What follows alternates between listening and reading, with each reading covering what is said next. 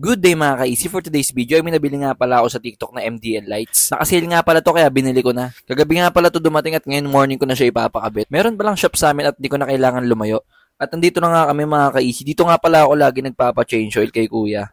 Located nga pala ito sa A. Francisco Street, Santa Ana, Manila. Nakaschedule nga pala ako ng morning kay kuya kaya kami agad yung sumalang. Meron rin pala sila dito mga motor parts tulad ng mga yan. Humahanap na nga pala si kuya ng magandang pwesto ng bracket. At binubudol nga pala ako ni kuya kung gusto ko daw bumili ng original na switch ng domino. Plastic lang din kasi yung nasa box at iba tong quality na pinapakita niya sa akin. Kaya kumuha na ako ng isa. Tinesting na pala ni kuya yung ilaw. Gumagana naman siya. Yellow and white tapos may passing light. Okay at malakas din siya mga ka-easy. At habang nagbabaklas nga pala si kuya ng windshield, binudol na naman ako ni kuya. At ayan, kita nyo naman nag-alok sa akin ng mas maganda at quality na MDL. Last nga pala yung brand nito. Mas maganda nga naman talaga ito kaysa sa nabili ko. Dahil mabigat siya, makapal yung wirings, tapos meron siyang balas. 4 rin pala yung wirings nito. Syempre, ano pa ba, di nagpabudol ako kay kuya. At ayan, tinesting na nga pala ni kuya yung ilaw kung gumagana. Halos pares lang din sila nung una pero sigurado ako na mas matibay ito. At syempre, mas malakas. May balas nga pala to, hindi ko rin alam kung para saan yun. At sinimulan na nga pala ni kuya magbaklas. Marami na daw siya nabaklas na kaha ng ADB kaya may tiwala talaga ako kay kuya. At ayan, nabaklas na nga pala ni kuya. First time nga pala ni ADB matanggalan ng kaha. Medyo matagal niya pala itong natanggal pero all goods naman. At ayan, nire-ready na pala yung wirings. 2 relay nga pala yung ginamit ko dyan. 2 daw kasi yung gagamitin sabi ni kuya kaya 2 pinakabit ko. At ayan, naka-ready nga pala isang relay sa busina para pag nagpalit ako ng busina. Pinasabay ko nga pala kay kuya yung busina at saka yung ilaw. Yung nagpa-flash rin mga ka-easy. Tulad nito.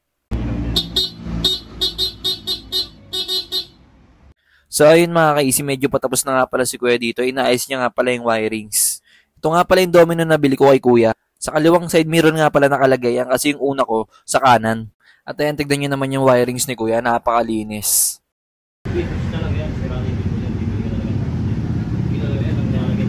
Kinakabit na nga pala ni kuya yung bracket or yung mounting. Ayan nga pala yung final look mga ka-easy. Okay naman at malinis tignan. Hindi nga pala tumatama yan sa may front fender. So testing na natin.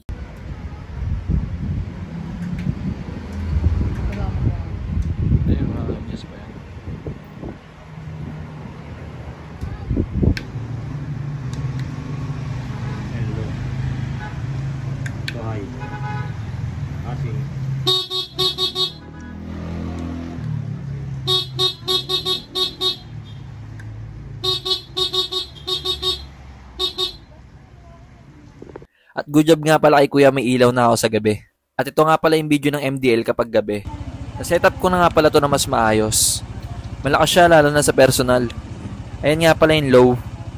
At ayan yung high.